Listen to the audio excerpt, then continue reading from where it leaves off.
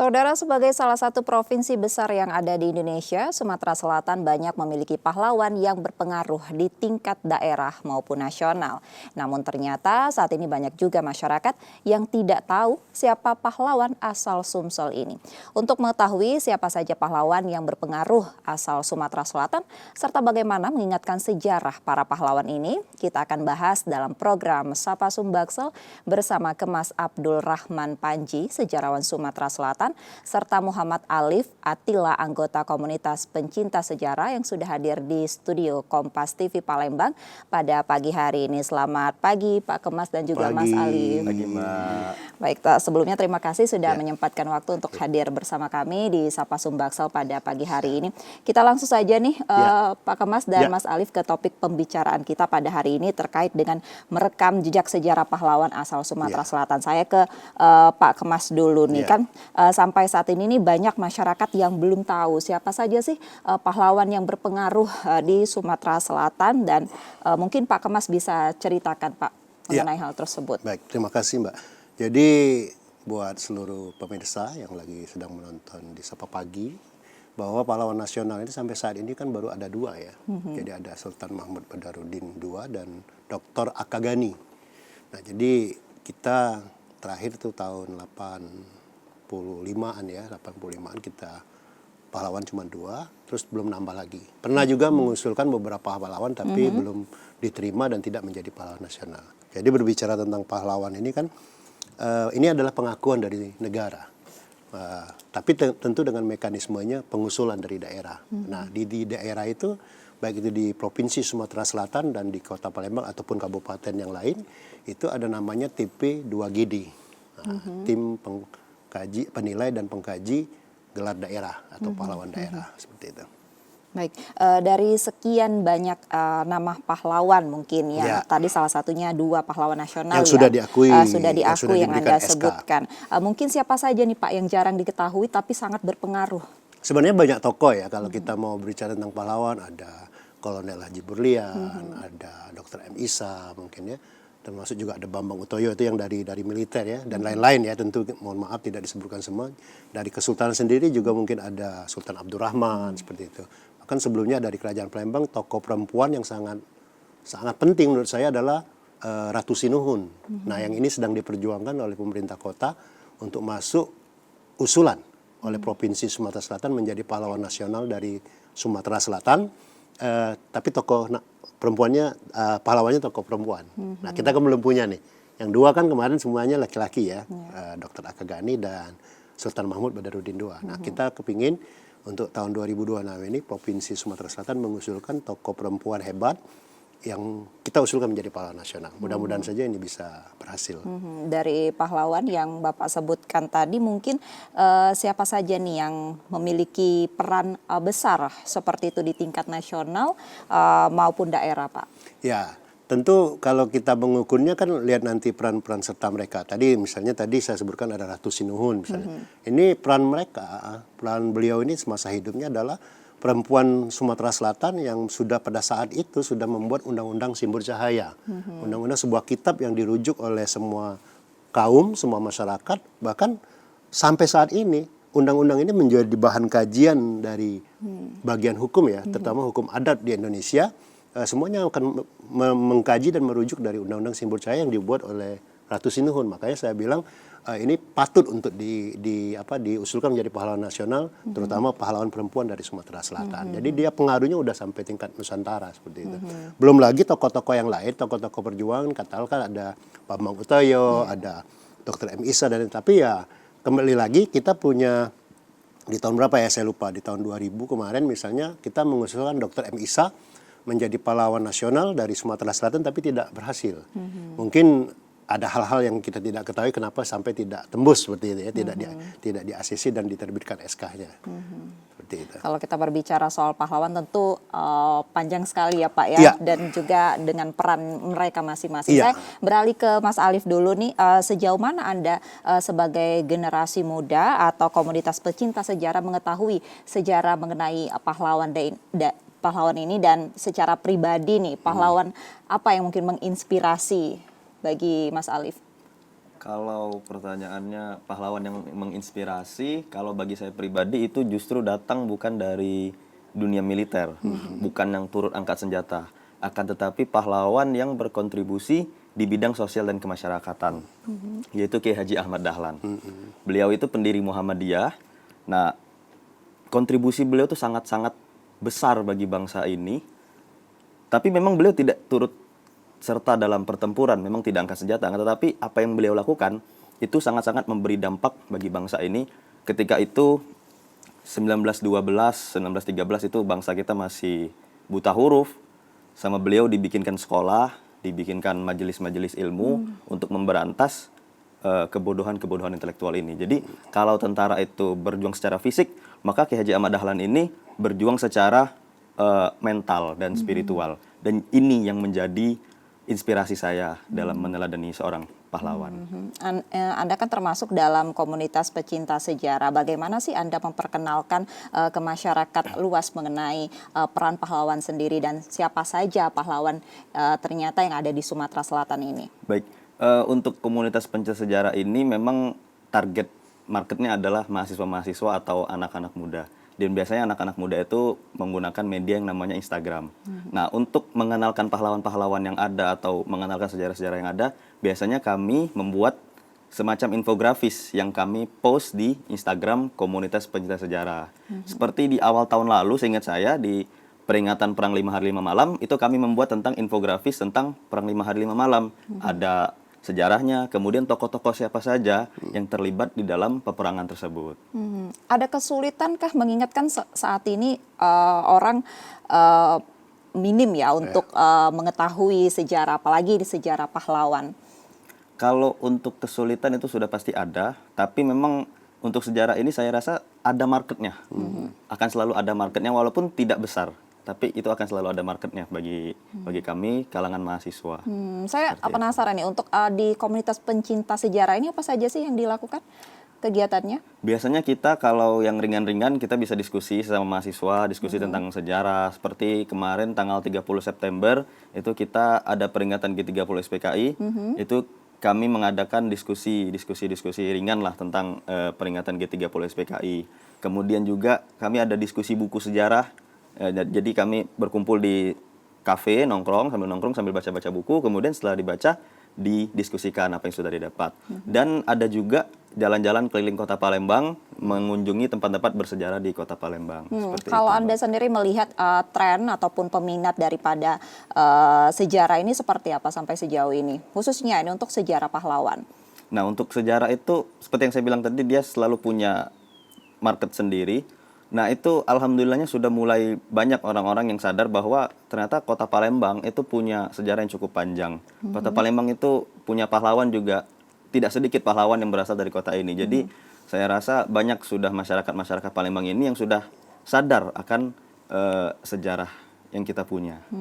Saya kembali ke Pak Kemas lagi nih Pak, ada beberapa nama tokoh yang sebenarnya ini masuk kategori pahlawan, tapi kurang akrab ini dikenal di kalangan masyarakat. Kalau dari Bapak sendiri, mengapa hal demikian terjadi Pak? Ya sebenarnya kan ini tinggal bagaimana apa ya, kalau bahasa marketing itu promosi ya, diinformasikan kan. Nah, kita sangat terbantu ada kelompok pemuda, kelompok generasi muda seperti pecinta sejarah ini yang kalau istilahnya mengepus ya, di post di Instagramnya ataupun di webnya ataupun di media sosialnya gitu kan. Nah itu kan membuat orang membaca dan mengetahui oh ternyata kita punya tokoh-tokoh ini loh. Misalnya katakan tadi kalau pahlawan yang sudah diakui dan mendapatkan SK kan ada dua nih, misalnya ada Sultan Mahmud Badarudin dan Dr. Akagani. Tentu kan kita punya pahlawan yang lain nih. Nah ini yang kita bantu tadi. Misalnya Mas Alip mencarikan Kiai Haji Ahmad Dahlan. Mungkin itu kan ada tokoh lain yang dalam bidang keagamaan, misalnya ada Kiai Haji Hasim Asari misalnya, seperti itu kan. Juga nanti di militer tadi ada Kolonel Haji Burlian yang menjadi nama jalan misalnya kan. Kemudian ada Bambang Utoyo, kemudian Dr. Emisa yang juga jadi nama jalan misalnya. Belum lagi tokoh-tokoh dari Kesultanan misalnya, ada Sultan Abdurrahman. Bahkan sebelum Kesultanan tadi yang saya bilang ada Ratu Sinuhun dari Kerajaan Palembang yang memang undang-undangnya sampai sekarang masih terpakai dan menjadi rujukan nasional. Nah artinya ini penting literasi ini. Jadi sebenarnya tinggal bagaimana kita sering mengepus itu atau mengangkat itu dalam bentuk berbagai media, baik itu berita, koran misalnya, ataupun tulisan, ataupun apalah namanya media seperti itu. Itu artinya kita harus lebih digiatkan gencar lagi, dirutin untuk lagi, mempromosikan terkait dengan literasi sejarah ini Ya. ya Pak ya. Saudara, usai jeda kami akan kembali lagi, tetaplah bersama kami di Sapa Sumbaksel.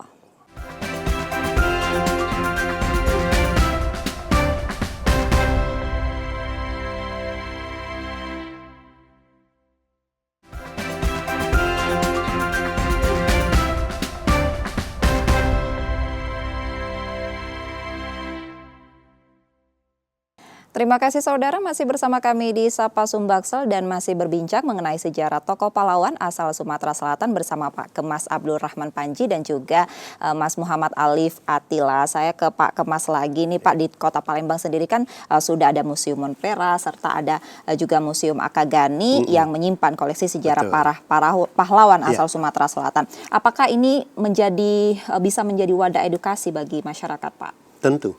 Jadi kita sebagai pelaku sejarah ya atau katakanlah orang yang bergerak di bidang sejarah seperti itu, baik itu pendidikan maupun yang melakukan edukasi di masyarakat, itu museum sangat membantu menurut kami. Misalnya kita bagaimana dalam beberapa tahun terakhir ini membantu Museum Akagani untuk eksis supaya banyak pengunjungnya.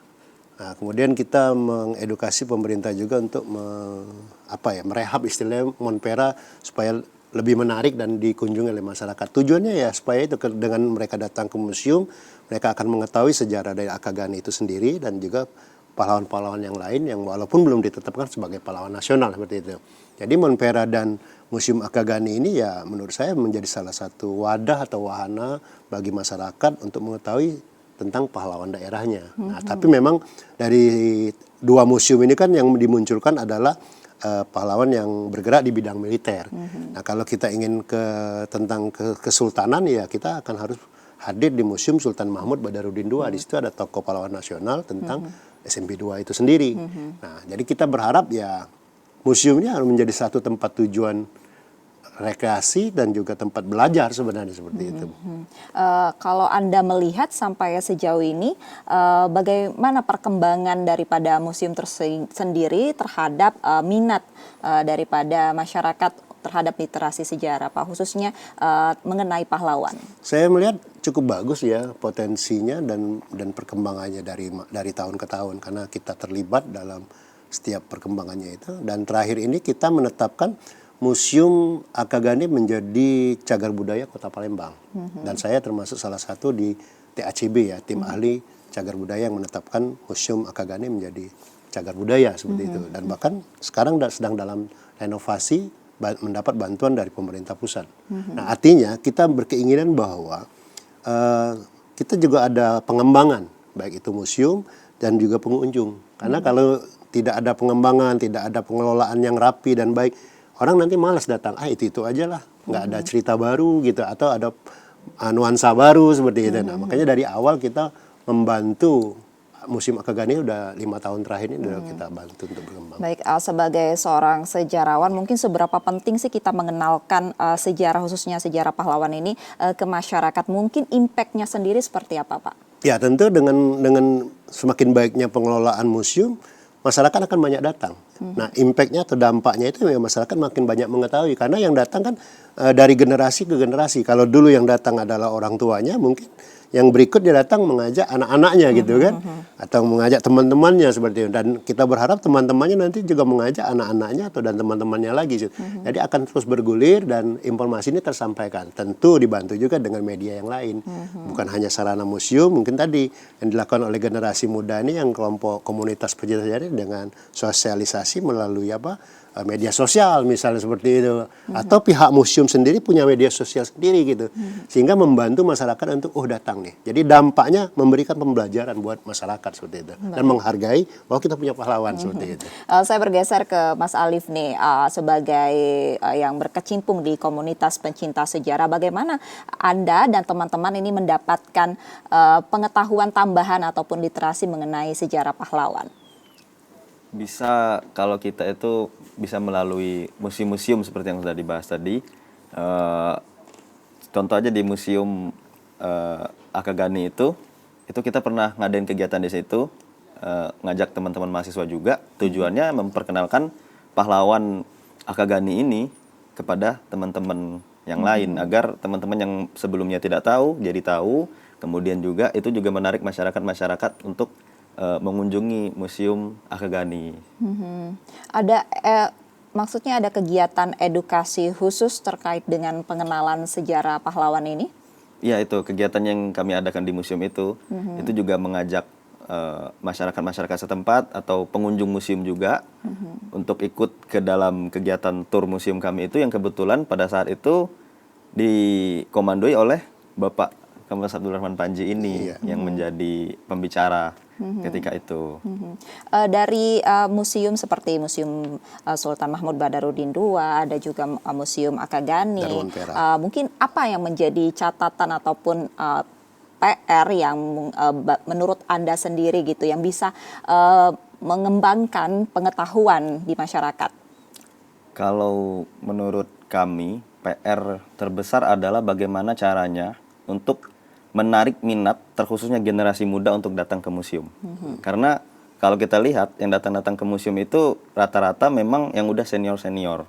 Nah, kalau seandainya yang udah senior hanya orang-orang yang sudah senior ini yang datang ke museum, maka anak-anak mudanya itu tidak dilibatkan dalam hal itu. Ketika orang yang senior ini sudah pergi, sudah tidak ada, siapa yang akan datang ke museum kecuali orang-orang senior itu. Jadi PR terbesar adalah bagaimana caranya menarik generasi muda untuk datang ke museum-museum. Dan alhamdulillah yang saya lihat sejauh ini beberapa museum itu sudah melakukan hal yang sama, seperti halnya bekerja sama dengan sekolah-sekolah, memperkenalkan museumnya kepada murid-murid sekolah. Jadi alhamdulillahnya generasi muda itu sudah banyak yang tertarik untuk datang ke museum. Berkaca dari yang dibilang oleh Mas Alif tadi, Pak Panji, bahwasannya kita harus berupaya untuk menarik minat pengunjung ataupun masyarakat mengenai literasi sejarah ini. Mungkin ada poin-poin ataupun catatan mungkin Pak dari Pak Kemas yang mungkin bisa dilakukan untuk hal tersebut. Ya, artinya gini, museum itu kan pertama dia sebagai tempat kunjungan wisata, rekreasi ya, rekreasi tempat wisata ya juga. Kemudian pendidikan, jadi dia memberikan informasi pendidikan, memberikan informasi pahlawan, memberikan informasi tentang sejarah kota dan seterusnya. Jadi dia melakukan multifungsi seperti itu. Nah, tentu event atau kegiatan yang bisa dilakukan situ kan tidak hanya sebatas datang, kunjungi, pulang. Biasa saja seperti kata Mas Alif tadi, ada kegiatan, misalnya situ ada baca puisi tentang Akagani, kemudian orang baca puisi di situ. Setelah baca puisi kan dia bisa masuk ke museum. Atau di Sultan Mahmud Badarudin misalnya ada kegiatan peringatan Hari Pahlawan Nasional nih, nanti tanggal 10 misalnya. Terus diadakan acara apa misalnya. Pokoknya event lah seperti itu. Orang datang event, kemudian orang juga akan datang berkunjung ke museum. Nah, seperti kemarin, mohon maaf kita sebut, kemarin kita mengadakan pameran Prangko misalnya. Kenapa pameran Prangkonya dilakukan di museum? Ya tujuannya itu tadi. Selain orang memang datang ke situ ingin tertarik dengan Prangko, juga otomatis orang akan masuk ke museum dan melihat koleksi yang ada di museum tersebut. Nah, artinya dengan dirangkai dengan berbagai acara ini penting menurut saya. Jadi yang datang tidak hanya kaum senior saja, kalau istilah Alif tadi, bahwa ada orang-orang tua, orang dewasa, juga ada anak-anak seperti itu. Nah, dalam hal ini alhamdulillah kita juga banyak kedatangan para pelajar misalnya. Ini membuka pemikiran dari generasi muda itu, oh ternyata isi museum itu seperti ini loh. Setelah dia tahu, oh ceritanya tentang ini. Nah, kalau misalnya Museum Sultan Mahmud Badarudin, oh dia bercerita tentang kesultanan dan sejarah kota. Kalau ke Akagani, dia bercerita tentang koleksi yang dimiliki oleh pahlawan nasional kita, yaitu Dr. Akagani. Semua koleksi milik pribadinya ada di situ. Kalau ke Monpera, kita akan melihat, oh di sini tokoh-tokoh pejuang, tokoh-tokoh yang berjuang baik itu militer ada di Monpera. Nah, seperti itu. Jadi membuka wacana ini ya dengan berbagai event lah menurut saya. Tidak hanya datang, kunjung, pulang, tapi mengadain acara juga bagus seperti itu. Baik, itu artinya kita harus memperbanyak event ya. Betul. Di museum untuk sebagai salah satu cara untuk memperkenalkan literasi sejarah. Saudara, kami akan kembali lagi usai jeda, tetaplah bersama kami di Sapa Sumbaksel.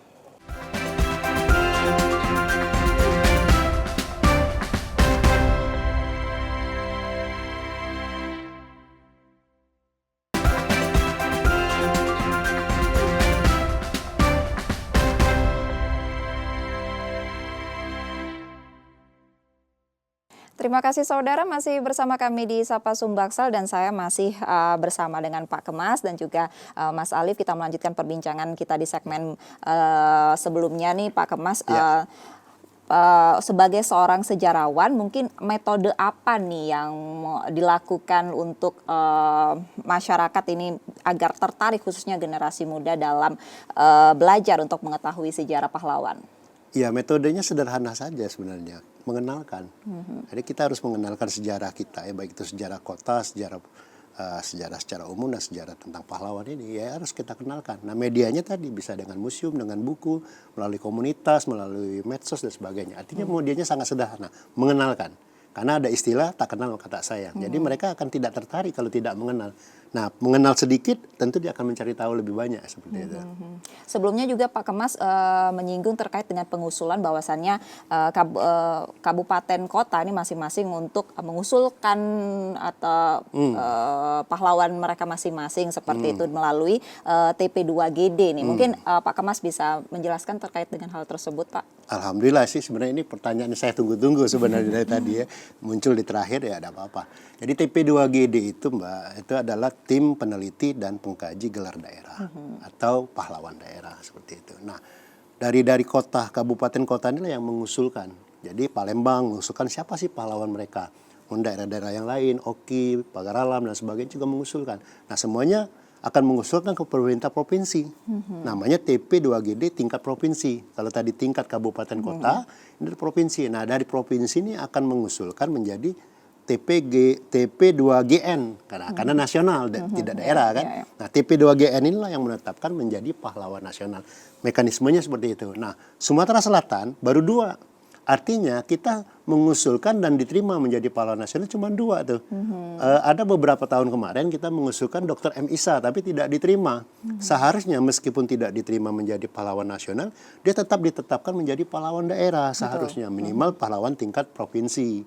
Karena kan Dr. M. Isa berjuang untuk Provinsi Sumatera Selatan. Nah, yang ini kita harapkan juga di tahun 2026 kita ingin mengusulkan dari Kota Palembang, TP2G di Kota Palembang mengusulkan Ratu Sinuhun.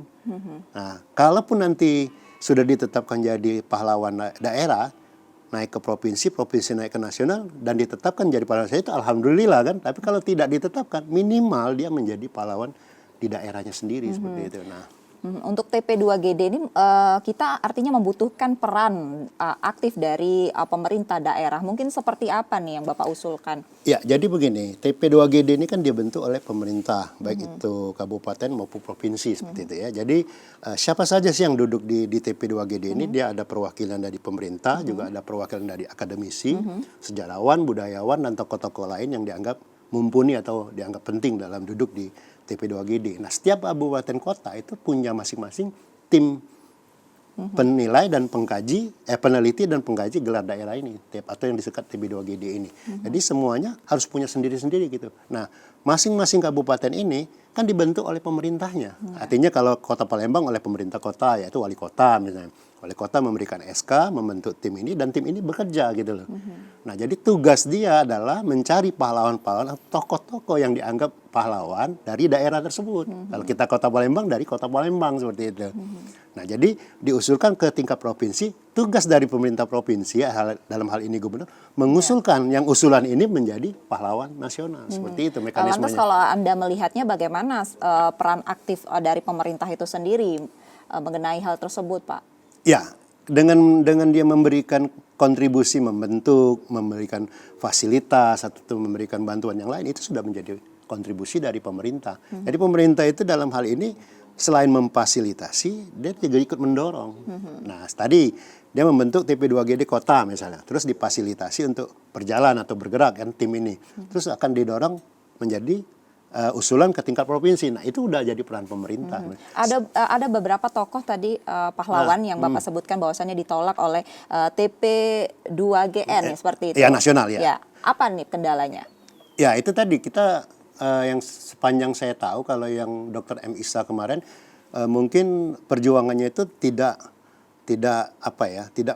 melebihi atau lebih mempengaruhi dibanding dengan Akagani gitu. Dia dibawa bayang-bayang Akagani. Nah, sebenarnya yang harusnya kita kaji apa yang menjadi kelebihan dari si Dr. M. Isa ini sebenarnya. Nah, seperti ini yang tahun ini ya, contoh. Kenapa kita mengusulkan Ratu Sinuhun misalnya? Karena kita anggap Ratu Sinuhun ini kan tokoh perempuan nih. Sumatera Selatan belum punya pahlawan nasional dari kaum perempuan, itu satu. Kelebihan yang ingin kita. Kedua, secara nasional, pahlawan nasional perempuan ini tidak banyak. Nah, begitu. Kita bandingkan, mohon maaf, kalau kita bandingkan dengan R.A. Kartini yang memang sudah jadi pahlawan nasional, Ratu Sinuhun ini jauh sebelum R.A. Kartini sudah menjadi tokoh emansipasi sebenarnya. Kenapa? Karena dia sudah membuat undang-undang Simbur Cahaya yang dirujuk oleh masa kesultanan hingga ke kolonial sampai saat ini. Artinya pengaruhnya dari dulu sampai sekarang tetap ada. Artinya ini mempengaruhi secara luas seperti itu. Nah, ini 3 poin ini yang menurut kami penting untuk kita usulkan di tahun 2000. Nah, itu contoh. Jadi juga ada strategi menurut saya. Kenapa kemarin kita gagal? Mungkin kita tidak mempelajari itu. Karena Akagani dengan Dr. M. Isa ini kan perannya mirip. Sama-sama militer, sama-sama perguruan. Nah, jadi itu harus cari kelebihannya menurut saya seperti itu. Baik, terakhir nih saya bergeser ke Mas Alif nih sebagai komunitas pencinta sejarah. Mungkin bagaimana sih peran daripada komunitas ini dan juga apa nih harapan ke depannya? Harapan ke depannya agar pahlawan-pahlawan yang ada itu lebih dikenal luas lagi. Mungkin kalau bisa saya sarankan adanya kerjasama antara pemerintah kota atau daerah dengan dinas-dinas terkait. Misalkan kerjasama antara dinas pendidikan dengan sekolah-sekolah misal. Mewajibkan di setiap kelas itu memasang foto-foto pahlawan. Jadi di setiap kelas itu diwajibkan memasang foto pahlawan dari kota Palembang. Jadi di kelas itu tidak hanya ada foto presiden dan wakil presiden saja, tapi ada juga foto Sultan Mahmud Badarudin II misalnya, atau ada foto Adnan Kapaugani dan foto pahlawan-pahlawan lain. Mungkin itu sih yang saya harapkan ke depannya. Harapannya adalah peran aktif sendiri dari pemerintah daerah. Juga tadi Pak Kemas sebutkan bahwasannya ada beberapa tokoh yang kita ajukan kembali untuk penetapan pahlawan nasional dan semoga ini bisa maksudnya tidak gagal lagi dari sebelumnya ya Pak. Mungkin saya tambahkan begini Mbak. Artinya begini, pemerintah kota, kalau kita bicara kota nih ya, atau pemerintah kabupaten, itu silakan mengusulkan dulu tokoh-tokohnya yang dianggap pahlawan, menjadi pahlawan daerah dulu tuh. Baik. Karena TP2GD ini kan tugasnya bergerak di masing-masing daerah sebenarnya, masing-masing kabupaten kota gitu loh. Tapi masing-masing memperjuangkan itu dulu. Kemudian dari sekian banyak ini diusulkan provinsi lah yang menyaring itu untuk mengusulkan menjadi pahlawan. Jadi ada tingkat seleksi dan tingkat penyaringan seperti itu. Dan nah, minimal standar minimal nih kita belajar dari kemarin. Ketika tidak lolos di nasional, dia udah ditetapkan menjadi pahlawan daerah. Itu loh kata kuncinya. Dan juga ada pengkajian ulang untuk di daerah seperti itu. Terima kasih Pak Kemas dan juga Mas Alif untuk perbincangan pada pagi hari ini. Saudara, saya tutup Sapa Sumbaksel hari ini. Akhirnya saya Reski Oktara pamit. Selamat beraktivitas dan tetaplah menyaksikan Kompas TV independen terpercaya. Sampai jumpa. Terima kasih ya Pak ya.